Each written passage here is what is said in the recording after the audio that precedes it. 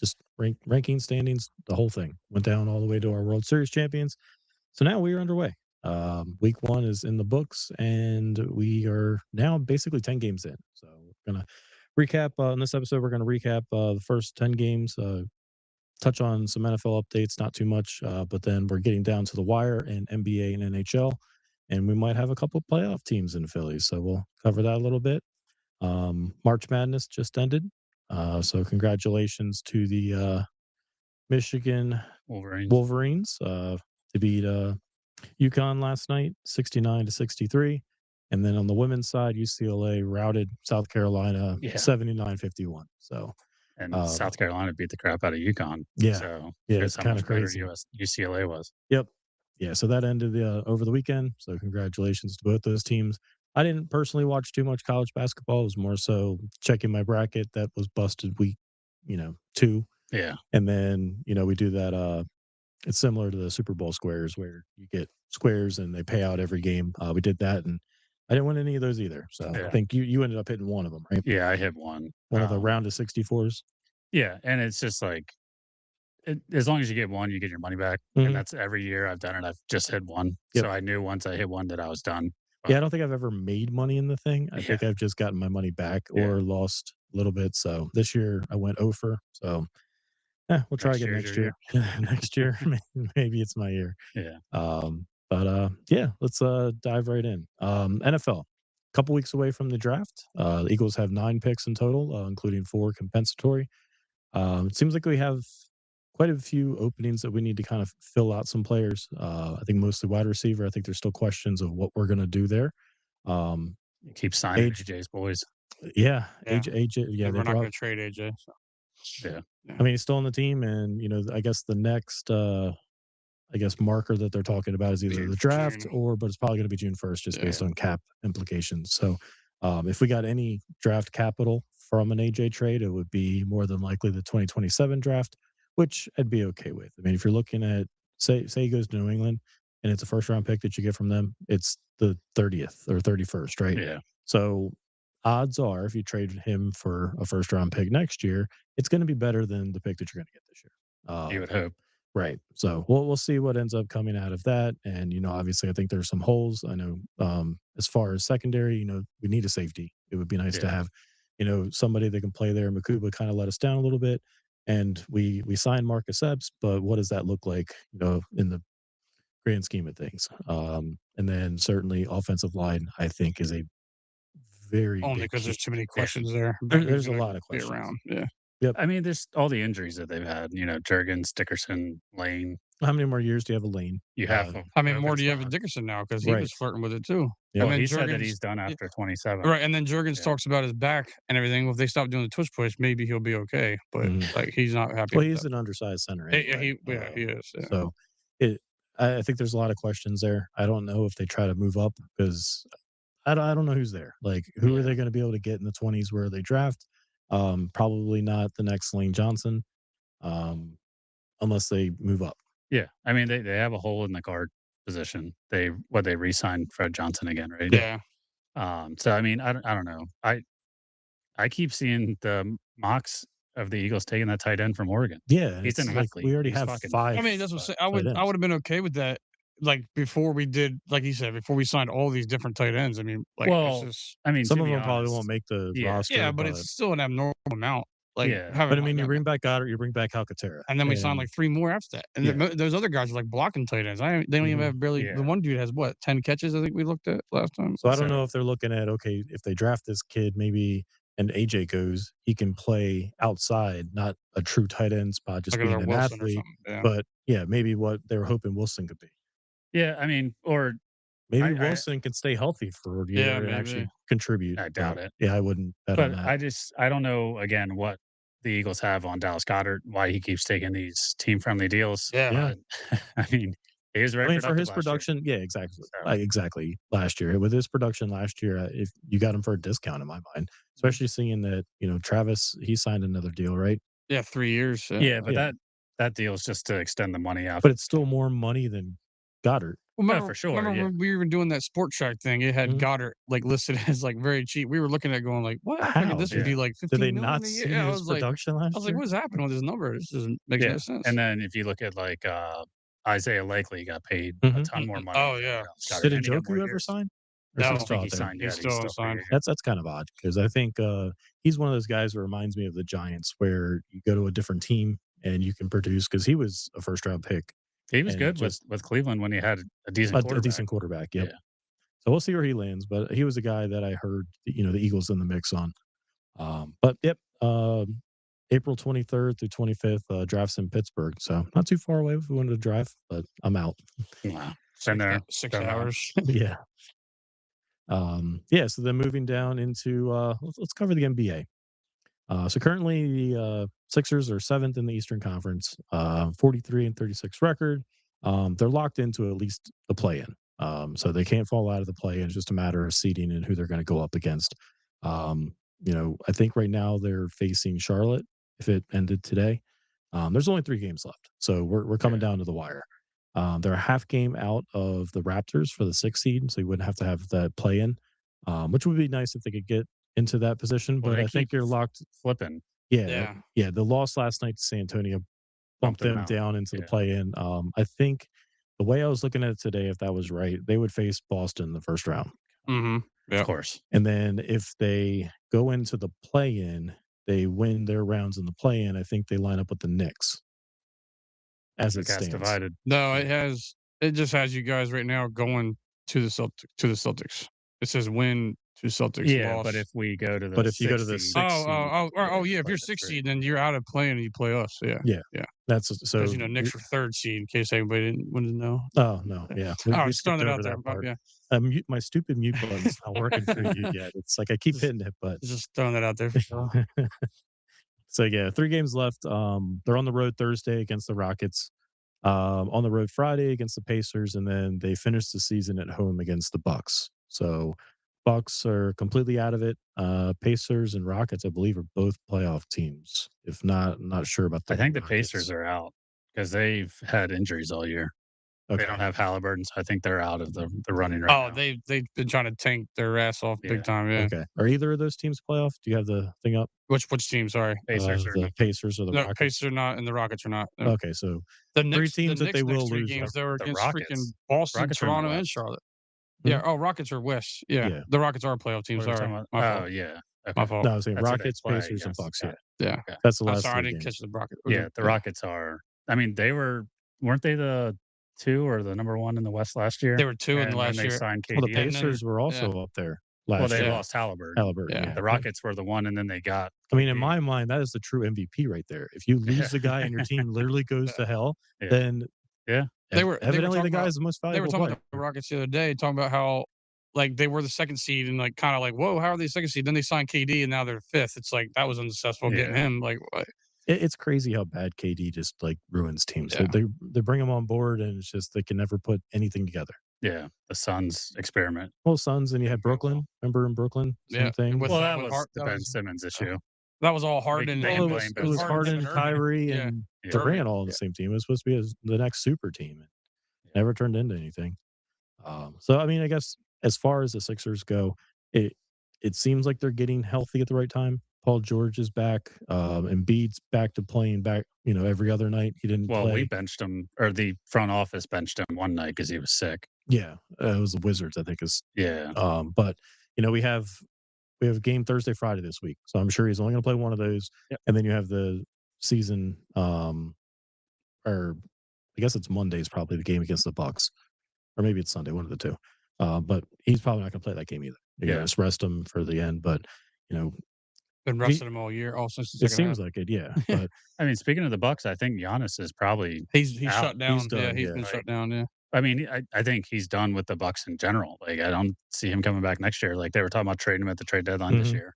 I think he's pissed off at the front office. I think it's just time for them to split. There's no way they keep Doc Rivers either.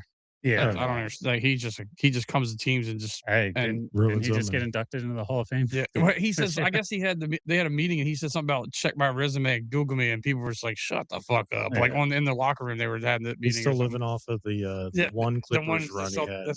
the Celtics. Yeah, yeah. Let's Google Doc Rivers and see what the first thing comes up. So, but I'm hopeful that the Sixers somewhat being healthy, getting their true team back, they can actually go on a run. But when you look at who they face up against, I'm not holding my breath. Whether you're playing the Knicks in the first round or potentially the Celtics, I don't even know if they can beat the Hornets. The Hornets are playing really well right now. They got a bunch of kids that look like they're here to play.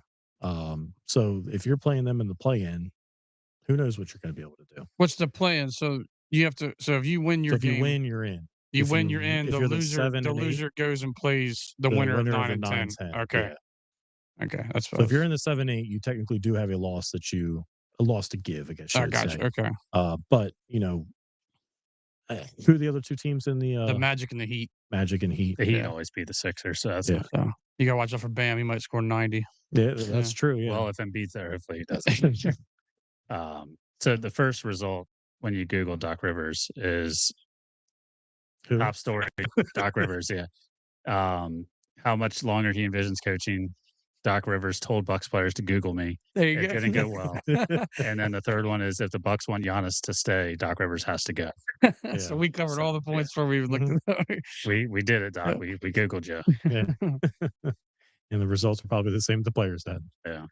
So yeah, we'll have some updates. As we move forward through the playoffs. Obviously, the Sixers will begin and just be a matter of how long and who they match up against. Yep. Would be an interesting matchup between the Knicks, but pod divided, as you say. Anything can happen when you get in there. Yeah, Yeah.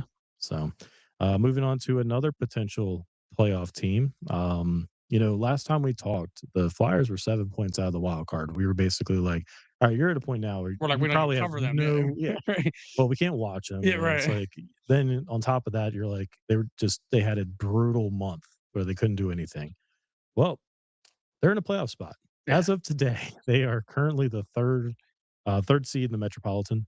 The Islanders kind of helped them out a little bit, going on a spiral themselves. Yeah. They fired their coach, and it just seems like they're done. Yeah. So right now they, with 90 points, are tied with Ottawa for the final wild card spot as well. So they're kind of have that, between the two. And then the Islanders are currently on the outside looking in with 89 points. They do have one less game of it or remaining than both Ottawa and the Flyers. So Flyers currently are playing the Devils right now. Scores 2-1. They're in New Jersey, but this would be a big win. The Devils aren't in the playoff picture right now, but just as far as seeding goes within the Metropolitan and trying to having that game in hand, winning this one would be huge. Yeah. So after the Devils, they have the Red Wings on Thursday, another playoff team that's kind of in the mix. The other day they lost them 4-2, which was frustrating to see because if you're trying to get in, those are the teams you have to beat, the ones that are right ahead of you. So they are also at 88 points. So they're right there also. So that's actually probably going to be a pretty good game to watch, just because both teams are playing for their playoff lives. Yep. Started. Yep. Yeah, well, they have. Yeah. At this point, like you've been on a playoff run for the last 2 weeks. So it's nice to see, them actually competing and shooting to try to get in. They brought the kid up from Michigan State, Porter Martone, came in. He actually had a big game winner Sunday in overtime. So way to get two big points there. One going into overtime. There was a time where it was like 30 seconds left, and they were basically just icing the puck to get the point, which is smart, especially when you get to every point matters at this time of the year. But then to come away with a win against Boston was huge. I think it's a good confidence booster for the kid too. Of one being at home, having it seemed like from what I saw, the fans were there and they were loud. It was a playoff environment. There's excitement for the kid. Yeah. So he comes from Michigan State, where they were actually good this year too. I don't know how they ended up in the actual tournament, but there's a lively crowd that you're also kind of running into, or carrying over into the NHL. I saw a stat that apparently since he made his debut, he's leading the league in shots. I don't know if that's like how many games, if the Flyers have played more games or anything like that. Yeah. but that's exciting, right? Like he's going out there and he's trying to score goals. Yeah. That's what you want. I mean, obviously, when you're if anyone's been to a Flyers game, the one thing that the fans know to do is yell shoot. Yeah, especially on the power play. Yeah. So and he's out there shooting. So Mhm. Yep.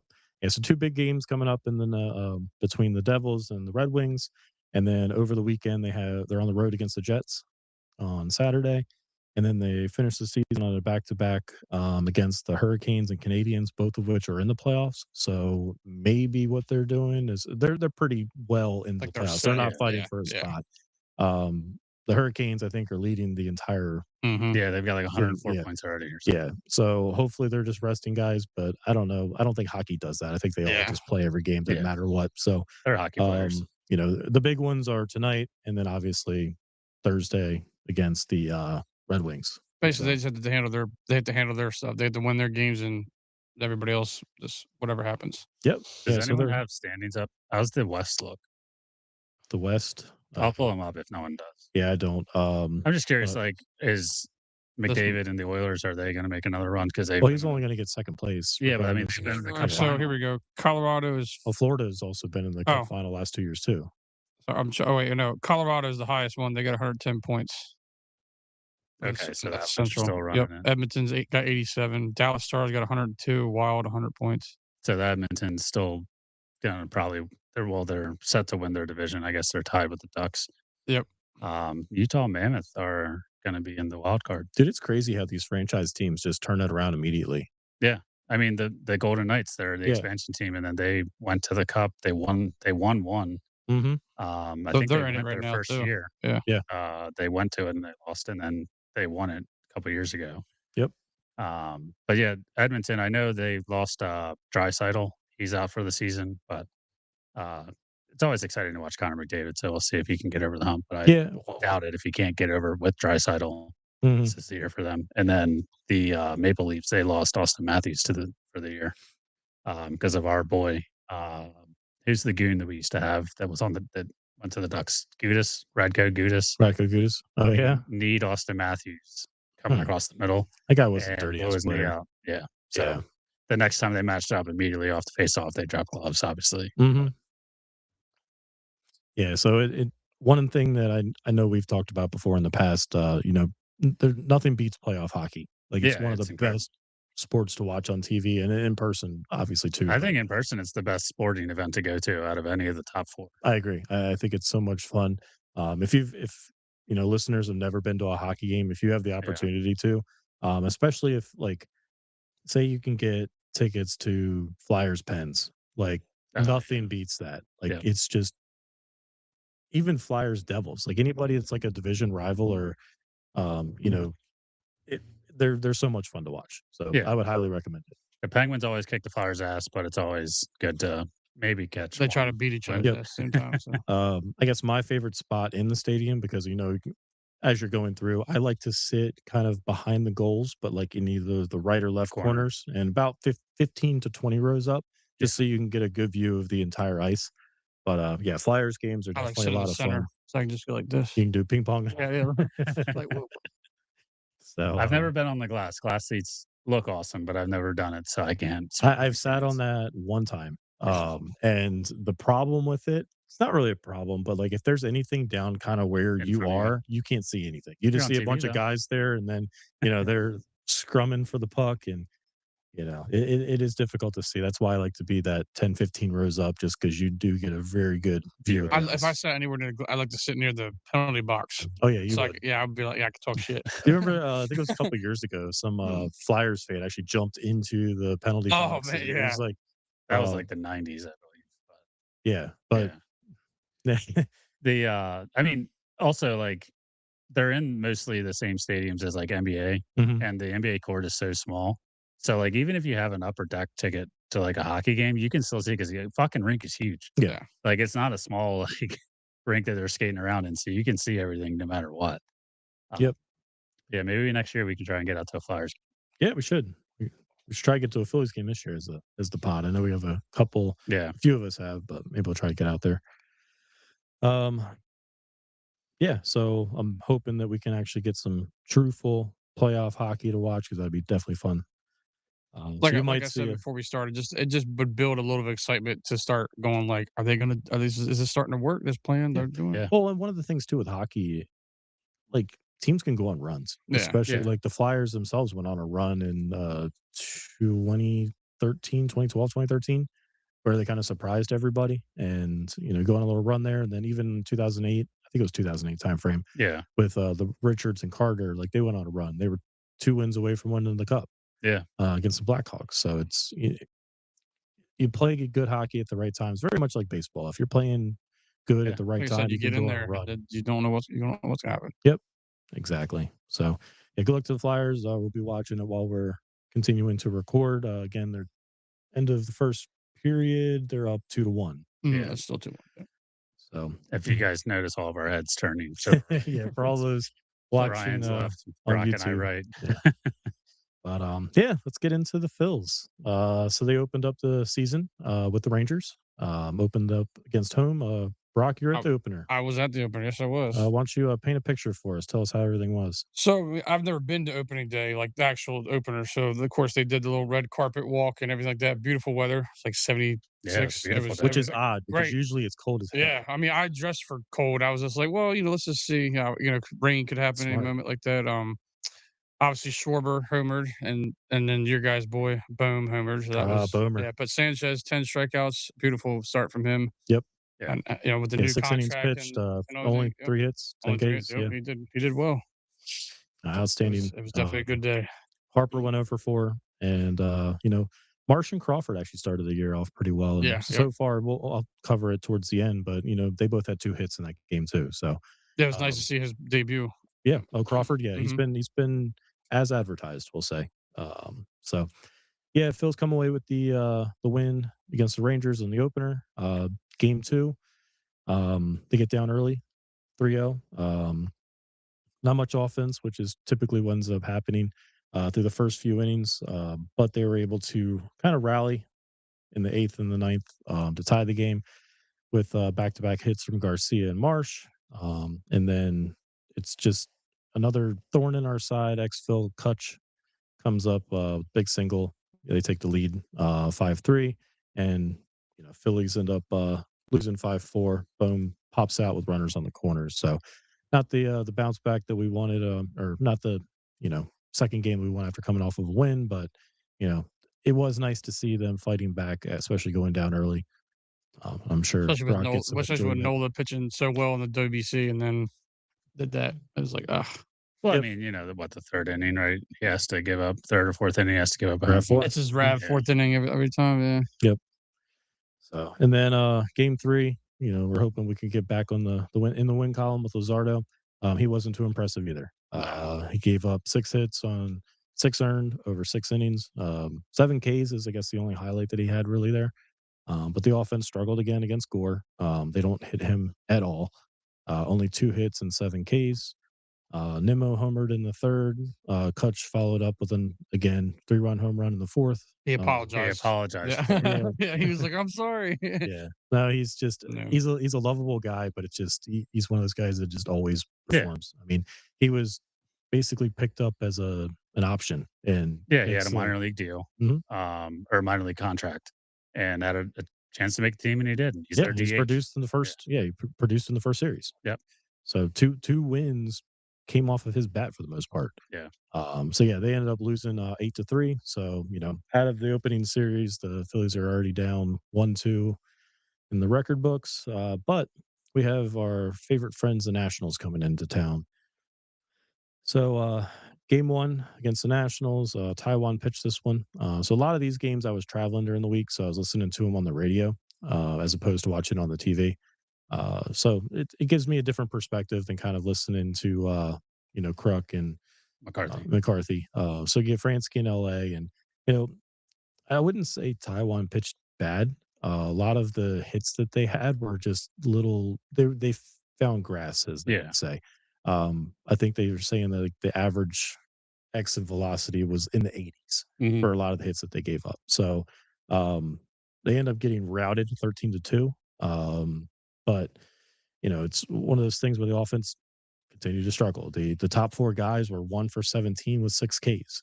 Yeah, they were brutal. Yeah, and even through the first series, they were spotty, Mm-hmm. but they haven't at this point. They have not gotten anything going. Yeah. Which was alarming because coming out of spring training, Harper didn't have the best World WBC. He didn't have the best spring training coming in. Turner struggled in spring. Yep. Bohm was kind of he was a little bit better, but it's like, all right, can you carry that through the regular season? He's kind of struggled a little bit up to this point. And then Schwarber, like he's only hitting solo home runs. Because no one's on. Nobody's on. Yeah. Yeah, exactly. They pretty much were doing exactly what we talked about, which we thought. It's like if these four are going to do this, like, Yeah, and that's good how luck. it looks. Yeah. And Mhm. through those first two series. So, and I guess one of the highlights of the National Series, obviously coming down with that 13-2 loss, Painter comes up for his debut the next day, and way to bounce back. Great pitching performance for him. Yeah. He only went 5 1/3, but he only gave up 1 earned, which was a single that the bullpen couldn't hold. But over 4 hits, he had 8 Ks. So that's Yeah. impressive to see. But We finally got to see impressive him. to see. Yeah. Yeah. He's throwing like 97, 98, so it's good to see. Yep. I know I don't remember which game it was, but I was watching it and it seemed like there was one game, it might have been the second game. The Nationals challenged like 3 plays, like outs on the base, like not the ABS, like just challenging like plays. And I was just like, what the fuck is going on? I think they were also out of ABS challenges too, because there was a point. The one game they used him in like the first like 2 innings, and they had Yeah. no more the rest of the time. Yeah. But like I was just curious. So some of my friends that that are listeners that they follow other teams, I was like, is any other like major league team challenging everything? Because the Nationals are just throwing out challenges left and right. I know they got a new manager. Yeah, Maybe and I he's feel like just that's what it was, but it was like they were correct calls, like or they were correct challenges because the umpires got them wrong. So like the umpires, maybe they're sitting here, a little pissed off because we have robot strike Oh, there's zones been some that there's been they're some just stuff doing all some around very with bad that. Yeah, calls. but later on when you get to your So it was just interesting to see, and I think it was like the one game the Nationals manager challenged 3 separate plays. Was it game 1 that Thompson got thrown out? Oh Yeah. before Yeah. an hour. Game 1 against the Nats. Game 1 Yeah. against the Nats, Or right? whatever Yeah. game we got smoked. It was game 1, 13-2. Yeah. That And was it was the first thing, it was a Schwarber one or something like that, right? Where he was tagged out and No, it was the defensive play because they threw it to first. He was off the bag. The runner came home from third, or they thought that he was out at first. He was safe, and instead of putting him back or saying that the batter or runner was out at home, they put him back to third. So but Thompson was they saying that tagged he him had in between the bases and thought he was out. Yeah. So Thompson was saying like he had a clear intent to score because he already rounded third and was halfway through to the home plate. right. But they tagged him out because they already thought the runner was out at first, but they put the runner back on third. So that's what Thompson was pissed off about. Gotcha. And he got ejected, and I think it was the first inning. And I think it came up again later in that game for the Nationals where they let the runner, Advance, right. So I remember Fransky and LA talking about that. It's like, oh, it's very similar to what happened earlier. And I missed the earlier part where he was ejected. But It was before an out was even recorded, right? Or wasn't it? It was really early. Oh, I thought it was really early. There was 2 outs. It was in the first inning. Okay. So because that was one of the game I couldn't see it, and someone was like, "He got out for the first." I'm like, "What? What's he doing already for?" I'm like, So, but yeah, I just noticed it. I was like, I'm wondering like if this is like other teams are doing this, or again, I think the Nationals have a young manager. I don't think he's very old, and maybe he's like, you know what, fuck it, let's start challenging things. And they were right on every one of them. But it was like the first series, I think they challenged 5 times in 3 games, and I don't think Thompson has challenged 5 plays in his entire managerial Probably career. not, right, yeah. I think he's just like, oh well, shit, they got us. Yeah. So, but no, it was good to see Painter come back, especially after a 13-2 loss. Schwarber hit a home run in the third. Garcia followed up in the fourth with a homer. And, Duran closes out the game for a second save. So, going into game 3, you have Sanchez, which you're confident in. He struggled with command. He was only able to go 5 1/3. Walking 4, which I think is kind of the alarm. Exactly. But he only gave up 1 run and on 4 hits. So he, regardless of his, I guess, mediocre start, it's like the bullpen ends up giving up 4 runs, but the Phillies did fight back in this one. JT and Harper both hit solo shots in the 7th and 8th. I think it was 7th and 8th, yeah. And then Sosa came up with the bases loaded with the opportunity to tie. He had a nice line drive to tie the game. They weren't able to tack on anymore. I think JT struck out right after that. But so we're tied going into the extras. Ghost runner on second. Sosa makes a great defensive play to rob Robles, and he doubles off Lyle. So the Nationals get no runs out of the top of the 10th. And, after a JT single, we see the kid that we talked about that we're pretty high on right now. Crawford comes up, perfect opportunity for him. Infield's in, and being the type of hitter that he is, just find an opening. He smoked that ball. I think it was like a 104 off the bat or something like that. And, we end up getting the walk-off win there. So take 2 of 3 from the Nationals, which is nice to see get back to that 500, leading into the weekend series away against the Rockies. Yep. So game 1 of the Rockies, we have Battle of Team Italy, Lorenzen versus Nola. So both pitchers pitched pretty well in the WBC for their, I guess for the perspective thoughts of, Lorenzen's kind of a guy that, he's had his highs, he's had his lows. He hasn't really been the Lorenzen that we originally Just got, a no-hitter. the no-hitter. And he kind of fell off after that for us even, too. And then Nola obviously had his struggles last year, too. So you don't know what Nola you're going to get. So Nola pitched very well in this outing. 6 innings pitched. He only gave up 1 earned on 5 hits with 9 Ks and only 1 walk, which I think was good. Keeping people off the base paths, as you can ask Taiwan, is very important. Lorenzen, on the other hand, got beat up. Yep. 9 earned, over 12 hits, and only 3 innings pitched. I was actually kind of surprised they left him in as long as they did. They jumped out 7-0 in the first. Yeah. So it's kind of just like, all right, just leave him in until he gets his pitch count, and then. Well, then they brought I can't remember the other guy's name, but they brought him in. He gave up a home run to Schwarber, he crushed that thing, and then he was unhittable after. So they weren't able to tack back on, but they were able to score 10. The top of the lineup finally breaks out of their slump. Turner went 3 for 4 with 2 runs. Schwarber 1 for 3 with the home run that we mentioned. Harper 2 for 3 with the home run, and then Bohm 2 for 5 with 3 ribbies. So it's nice to see that top 4 finally producing. It did take them 2 series to kind of trip to Colorado. trip to Colorado, yeah. Yeah, Which, I mean, we talked pretty much about everybody it. that was talking to me about it, I was just like, it's Colorado. Like, they lose 100 games a year. I'm just kind of like, it's good that they're beating them Well, because it's a good hitting environment. No, well, that's what I mean. But I was like, they're doing exactly what they should do, is beat up on this horrible team. Like, that's what you should do. Well, I'm glad they dropped 10 on the first game because they didn't do fucking shit the next 2. Yep. Game 2, they were offense came back to reality. Only scoring 2 on 7 hits.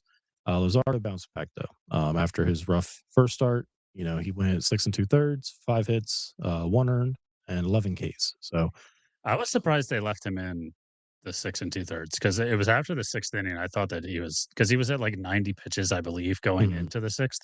And then he came back out, and I think the first batter, it was only like 2 or 3 pitches in that at bat, and then he got out of. And then the next batter, came in and got another out. But I just was surprised because you never really know what Thompson's going to do because it always seems like it's the wrong decision. It's either he pulls him too early or he leaves him in too late. And I was like, God damn it, is this going to be the time that he leaves him in too late? Like, the analytics told us, and because it's still, we didn't do anything offensively at this point, so it's right. It's still 2-1 at this. Yeah, it might not have been 2-1. It was 2-1. Yeah, but to your point, and I mean, what was he going to do with Painter in his debut? He goes 5. He sends him out there for the 6th inning. He only gets the 1 out, and you're like, okay, well, let's pull him now. And I'm good with that at the time because he was kind of floating. I think he was at like 90 pitches, and it's like he's just coming off of Tommy John. I know we're babying this guy, but all right, there's no reason to have him pitch this well and then get into trouble to where you lose a little confidence. So pulling him after that hit, I was all right with.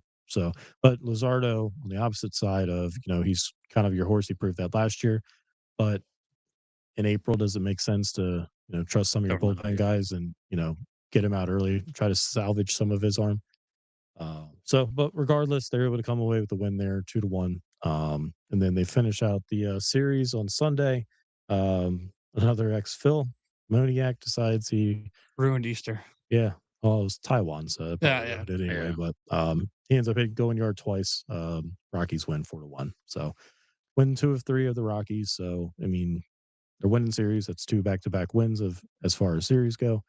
Leading to where we're at basically today. They're in San Francisco. Game 1 last night. Painter against I can't remember who he went up against, but he struggled a little bit. He gave up 4 earned over 9 hits and only 4 innings pitched. And I think the more alarming thing is he only struck out 1. Yeah, there was a lot of just contact. Mhm. The first start the Nats didn't have the contact like the Giants did, and the Giants haven't been playing well.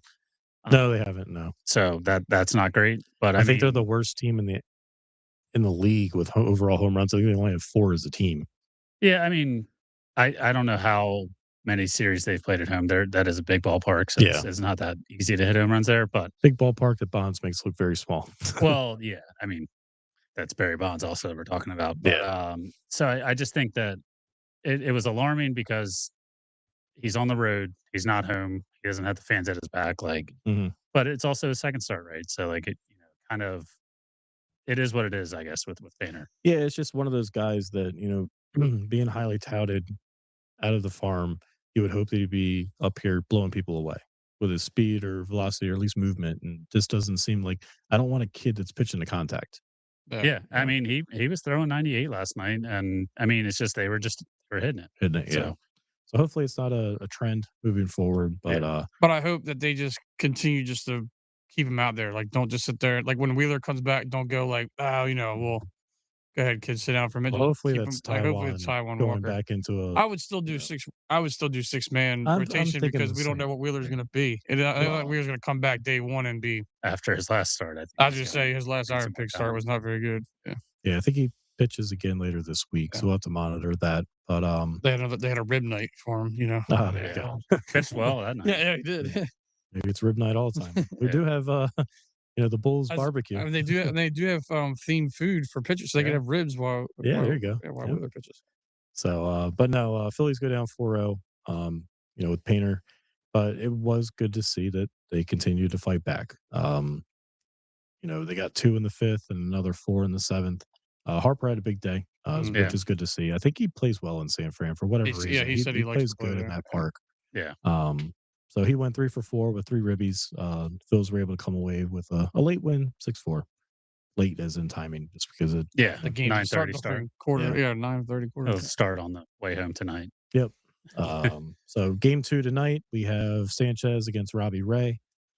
Sanchez currently 1-0 with .79 ERA, 17 Ks on the year. He's pitched very well. Like I said earlier, the second start had some command issues with walks and everything, but still having a sub 1 ERA is Yeah, impressive. Robbie Ray is 1-1 with a 3.38 ERA and 11 Ks. I guess some key matchups against Ray. Bohm is batting 364 on 11 at bats against him. Harper's batting 400 on 15 at bats with 2 home runs and 4 RBIs. So hopefully we can see some offense out of those guys. And then Turner actually has the most at bats against Ray with 23, and he's currently batting 217. So hopefully we can, you know, he can get on some get on base, and the top 4 can produce for us. yeah, Game 3 would be Nola against Mail. Nola's 1-0 with a 3.18 ERA and 16 Ks, which is actually nice to see. yeah, Compared just looking at Sanchez, Sanchez has always been up there with Ks. Nola's right behind him. Mhm. So he's been pitching well. Let's see if we can keep that up. Keep that ERA somewhere in the 3, maybe if we can get it. or low 4s. I mean, I would be ecstatic if it's Yeah, low 3. So it's right where he needs to be, 3.18. Give up your Rav 4th inning home Yeah. run, whatever, solo bomb, hopefully, and then, hopefully get some run support on the back end. Mail is 0-2 with a 7 ERA, only 9 Ks. Similar matchups with Mail. Harper's batting 286 on 7 at bats. JT's actually hitting 375 on 8 at bats. Schwarber has 2 home runs and 4 ribbies, batting 278 on 18 at bats against Mail. And then Turner's actually batting really well against him, batting 385 with 13 at bats and 3 ribbies. So I think over the next 2 matchups, our top 4 certainly have the opportunity where they could do some damage. So hopefully Harper keeps his trend of batting well in San Fran. I know that team always, for whatever reason, plays well against us. So it would be nice to see if they can continue on. Maybe a series sweep would be great, but 2 out of 3 would be let's not get too perfect. crazy. No, exactly. I did see a stat that this is the first time we've taken the opening game series in San Francisco in 20 years or That's something. Opening, Yeah, not like series. the opener opening, of the of The our opener of the of the series. series. Yeah. Like we always lose the first game. It against San makes Fran. sense because we can never win there. Yeah. It's like them and who are the other ones that come to Texas is another one that comes to Texas mind always where we kills us, can't beat them. The Diamondbacks in Arizona, for whatever fucking reason, we can't win there either. Yeah. So yeah. Oh, speaking of which, let's see, I was we gonna have say, yeah. it's not in Arizona, but upcoming this week. So kind of burying the lead there.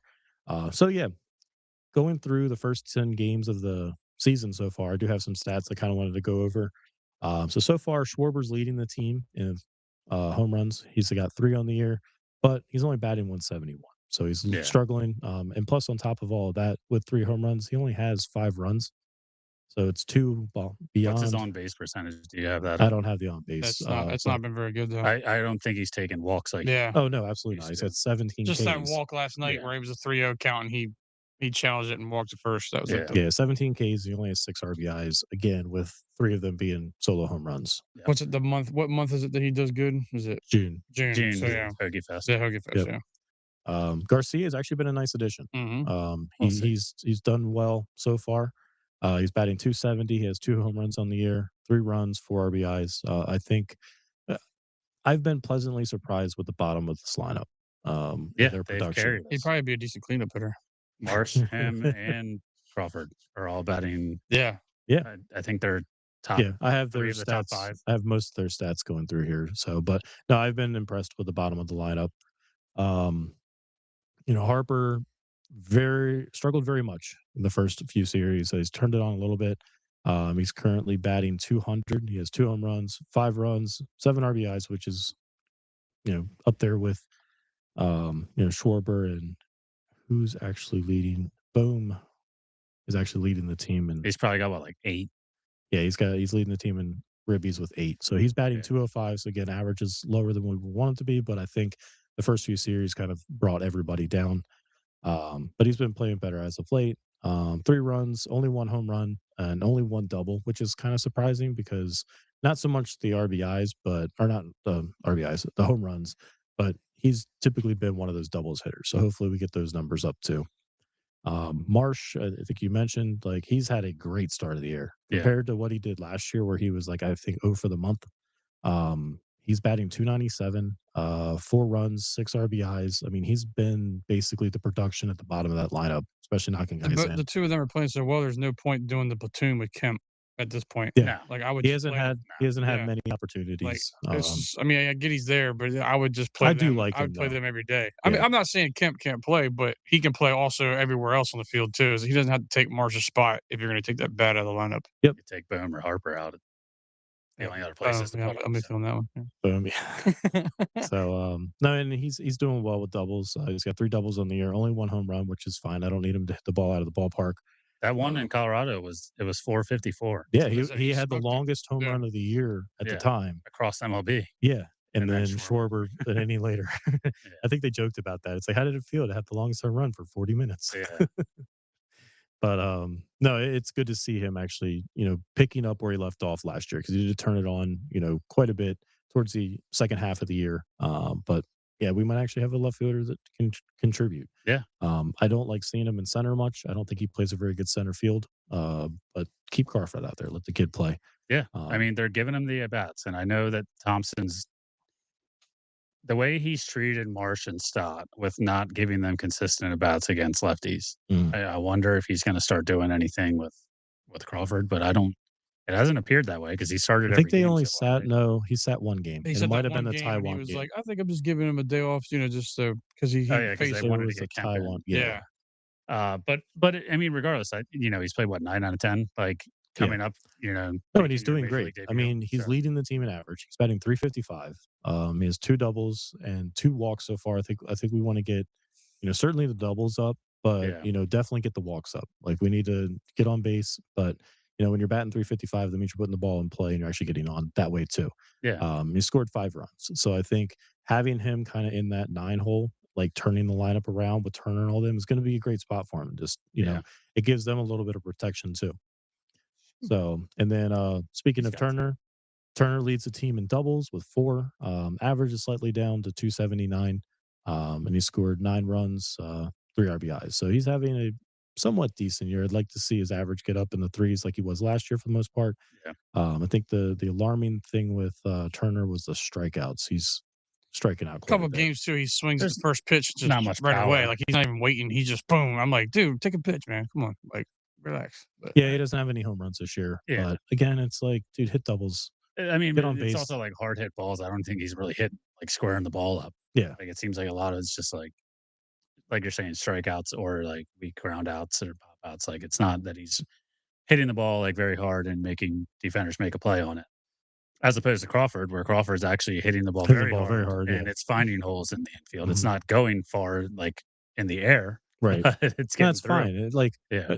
we joked about it. Like who was it? Rojas. He just wanted to be a home run hitter. I'm like, dude, you're Yeah. fast Well, as he tried. they tried, Yeah. that's why he took the horse steroids. Yeah. He tried his damnedest. I was like, if you just like get on base, use your Yeah. speed like Crawford. You know, speed kills. Yeah. Guess what? How fast you gonna run around the ballpark or around the bases if you hit the ball out of the ballpark? Yeah, Like, exactly. it's not needed. So, hopefully you can continue. I don't imagine him hitting 355 for the entire year, No but chance. it's been nice If he to ends see. up at 280, I'll be very happy.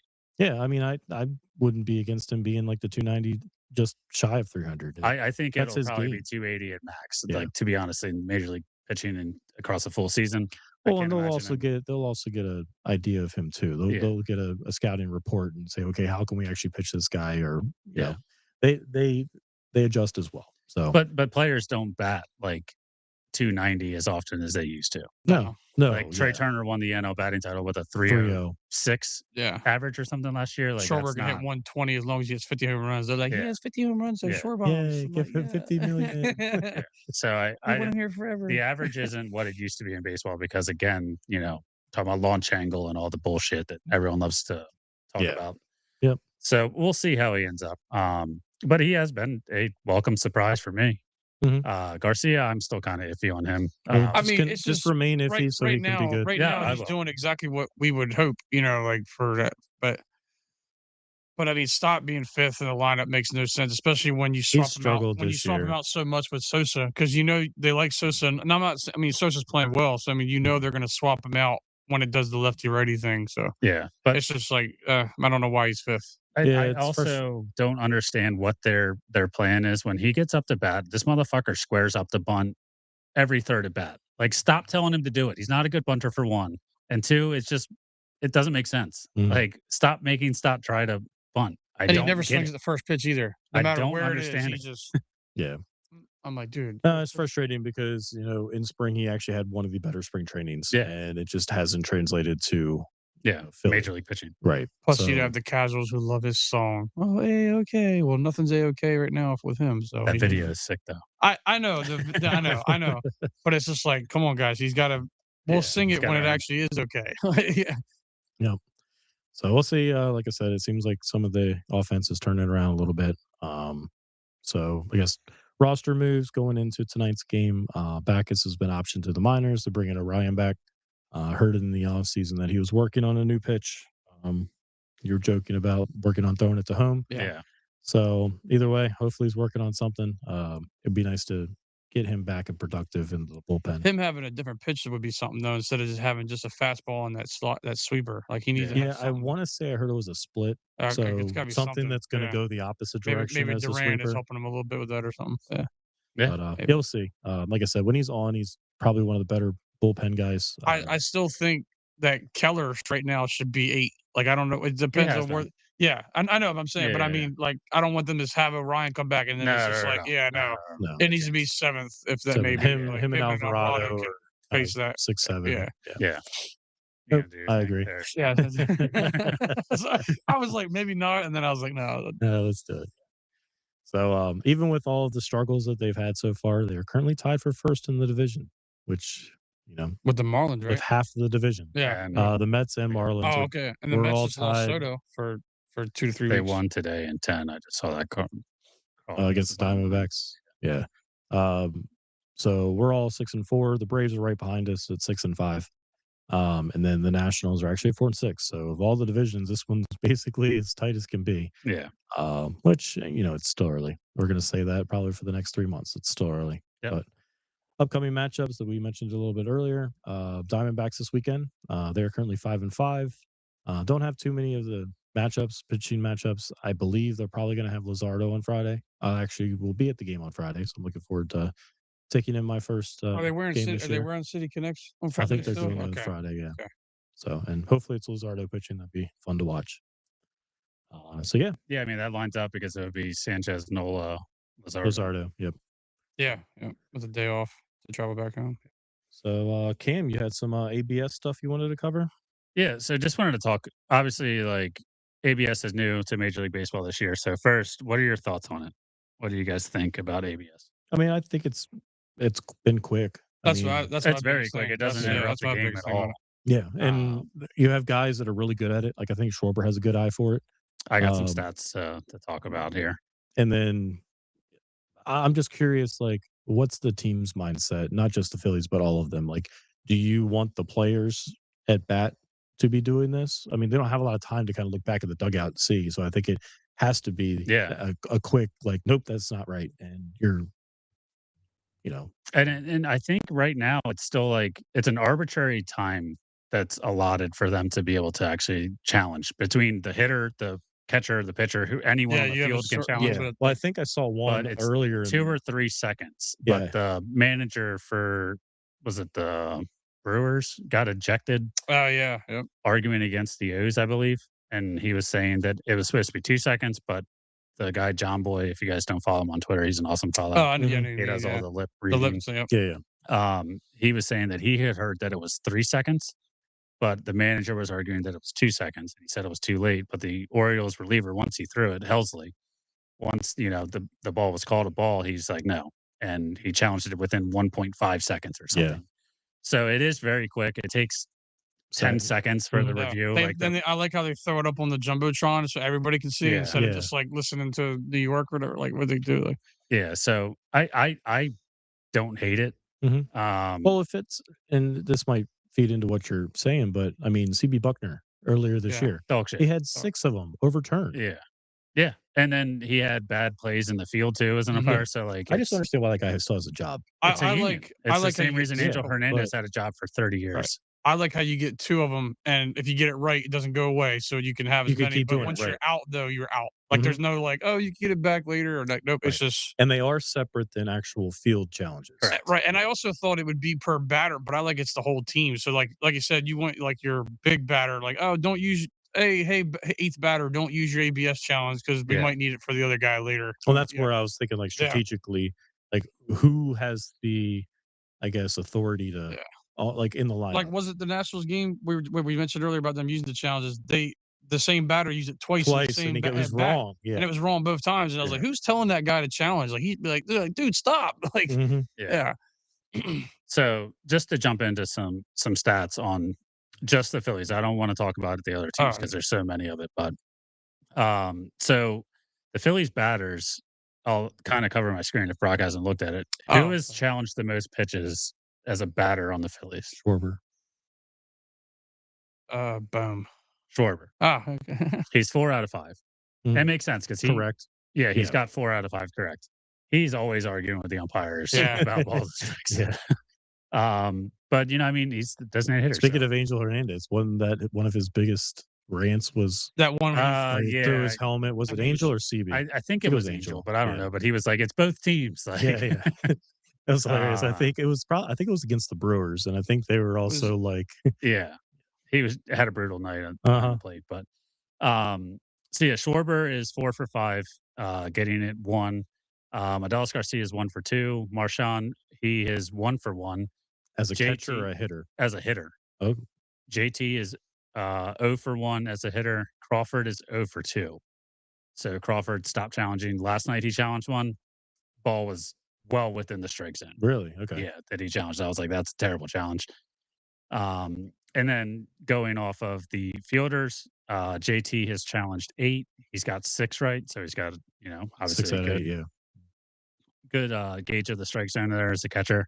And Marchand is 1 for 1. So we've only had the catchers challenge it. I can see, I don't know if they have any stats on pitchers challenging, or maybe the pitchers haven't the Phillies pitchers. I haven't noticed many. Yeah. I mean, I would rely on the catchers more first and foremost. I mean, they understand kind of where it needs to be anyway, as opposed to the pitchers. I mean, I would lean on JT and Marshawn. Yeah, and I think when they were talking about it in one of the spring training broadcasts, they had talked about with JT about like the ABS, and he was like, "Look, I'll be the guy to challenge," and all the team trusts him. I mean, obviously, he's the pitcher's best friend at this point because he's an outstanding catcher behind the plate. Yeah. So obviously, it makes sense to trust him there. Marshawn only seems to be Taiwan's catcher. Well, that's to give JT a rest. Yeah, right. Yeah, you're like, all right, we're gonna have to get this over with. Yep. No. So, do you have any stats on like the MLB as a whole, or just the Phillies? I mean, what are you looking to see? Like, who's challenge? Do you want to see teams? What's the overall like? So challenges the most amount of challenges this season is the Twins. They've challenged 19 times. They're 10-9. Second is the Yankees at 15. They're 8-7. So they're mostly around 50%. Holy crap! The Guardians. Most teams are around 50%. Like, correct. Yeah. What was our number? I thought they're 55. Oh, we are 55. So we've challenged 11 times, got 6 right. The Guardians they've challenged 12 times. They've only got it right twice. They're terrible. I remember the Yankees I did see where they were yelling from the dugout. They were yelling at the umpire, like, "Come on, man, like get it together." Like, cause they kept challenging and getting it right. And they were just like, you're just way off today. And the umpire was like, "Fuck you." Like, the Brewers, they've challenged 6 times. They've gotten 1 right. And the Diamondbacks are the lowest in the league at only 4 challenges, and they've won 3. Okay, so the best percentage. So, sorry, that's just of batting teams. The fielding teams, let's see how many, because this number's got to be better. So fielding would be the catcher or the pitcher, right? Yeah. Okay. So the Marlins are leading with 20 challenges. They've won 12. Who's bad at this? Phillies are 7 of 9, so 78%. Tigers 9 for 9. Good for them. And I guess it would probably be the Astros are 5 of 12. They're usually pretty good at getting pitches right, though. Well, they're good for the hitting team, not the fielding team. They have to know what's coming first. The A's are 6 of 14, so they're at 43%. The White Sox are 6 of 15 at 40%. Yeah, the White Sox swept one team. So just some stats out there for the stat nerds, but we'll see how it plays out. I don't think it's impacted the game very much at all. I just like we said, as far as a viewer, I like how quick it is. That's my big. And then, like I said, the fans being able to see it too, instead of just sitting there going like, "What's happening?" They can look at the jumbotron and go, "Hey, we got it," or like, "Hey, you stupid fuck, you got it wrong." Like, it's not just the guy yelling from right. It's not just the guy going like, on right. All right, they're challenging it. Hold on a second. There's a strike. All right, the call stands. I'm like, yeah, great, thanks. Yeah. Yep. So, all right, let's finish up the show with before we get into our fantasy updates, Flyers are currently up 4-1. Yeah, 4-1 now. Forrester's got 2 goals. Mm-hmm. They were nice. So Forrester has 2 and Zegras has 2. So, yep, finish strong, boys. So week 1 matchup, I matched up against Matt, one of our new additions to the fandom fantasy league. I took away an 8-1 victory, which was surprising. But yep, 8-1 there. I think it was also it was only half early the week. Yeah, it was the opening series. That was it. Yeah, usually that carries over to be that, and then the next week. So I thought I was playing Matt again, continuing through to the next week, and it was like, oh no, you already have a new matchup. Yeah, they changed it up this year. I don't know if because it was in my other league too that I noticed that it was only that opening series, which is kind of deceiving because I think people like Tim, for instance, he 10-0 against Kenny, and you have 2 bad starters. Yeah. Actually, no, it's just 1 series. Yeah, exactly. So one you're bad one series, starter. If you have an ace and they don't do well, then you're fucked. Yeah, so a lot of the matchups through here are probably dictated through that. So Justin against Kevin, 7-2. Fuck that guy Cam. My team has 9 home runs in the opening series. 7-2. Ethan over Anthony, 8-1, and then Tyler over Brock, 9-1. Yeah, Paul Skeens lasted an inning. Yeah, that'll kill you. Not even an inning. Not even an inning. I'm sitting there at the tailgate party. I'm just like, is fucking Paul Skeens out already? And someone was like, yeah. I'm like, and I had Peralta. That was O'Neill Cruz. I know, but then I had Peralta also going against the Pirates, and I was just like, this game's fucked. And then I learned that it was only the 1 series. I was like, yeah. this is it. Wash. Yeah, so moving into week 2, I think some of these scores are more accurate based on true week. So I had Ethan. I ended up losing 6-4. Kenny ended up beating Kevin 6-3. Justin beat Tony 7-2. Tyler and Cam, good old 5-5 matchup. Yep. Brandon beat Matt 6-2, and Brock, you continue your losing streak of 8-2. Grand old time. I got like 3 injuries already to pitchers and stuff like that. Estevez is out. Eiflin's out. Like just. Oh, Super Saiyan's out? Yeah, Super Saiyan's out. I thought he was unhurtable. He's IL for 15 days. Leading us into this week, we're only, I guess, a day in, right? Yeah, it just started yesterday. Mm-hmm. Yeah, so I'm playing Tony this week. Cam, you're playing Tim, and Brock, you are playing Kevin. I'm losing 4-6. All of us are losing. Yeah, I got 20 Ks already though. We still young. Well, you know, if Joe Adell if the 3 home runs he robbed actually counted, I'd be winning. But you know, he's only had 1 home run. So I was like, well, okay, I see what you're saying. Yeah, he robbed the 3 home. If that counted as points, I'd be like, hey, well, yeah, man, doing good. But I'd rather him hit him. Yeah, Mizorowski's got 5 1/3 so far with 10 Ks today against the Red Sox. I'm just going to keep playing Devers in my lineup just because, continues to suck. Speaking of sucking, Bader he's not playing tonight against the Phillies. He hasn't been batting very well over there. No, that's big ballpark. Batting 125, or sorry, 132 on the season. Which is one of those things, you know, once they leave, I'm just like, well, that sucks. Sorry about that. Yeah. So yeah, we'll see how fantasy ends up matching up. But yeah, thanks everybody for joining. As always, don't hesitate to reach out to us on our socials. Any socials, yeah. Yep. Text us. Text us, yeah. Message us in the chat. Slide the DMs. You know, slide in Brock's DMs. Yeah. They're very dry, so it'd be nice. Kevin did say you're going to get this Diak. Oh, did he say that? Oh, fantasy. Fantasy? Okay. Yeah. Oh, this week? He told me to tell you. Okay. Brock's very excited. I've been actually forgetting to look early on. I was just like, oh fuck, that's right, I'm doing fantasy. Like I get a notification of someone dropping somebody, and I'm like, oh yeah, maybe I should. I was like, maybe I should fucking do that.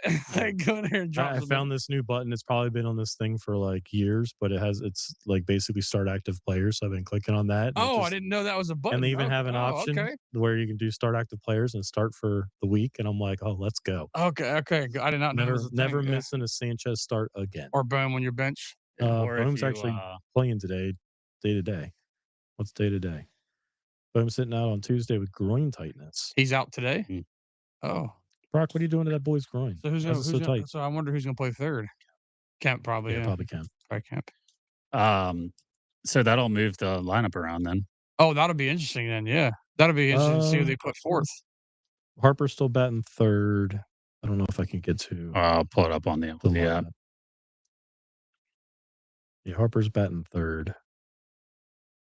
So Turner, Schwarber, Harper, Garcia is batting 4. Oh, there you go. Sosa, Realmuto, Kemp. Oh, they've got. Holy crap! That's a very ready lineup. Wait, Marsh. Sosa's playing third. Kemp's playing left. Dante. Was it Dante? What's his name? Oh, Dylan Moore. Dylan Moore. He's playing second. So. Whoa! So they got all righties. Yeah. So they're going to be doing a lot of swapping later. Yeah.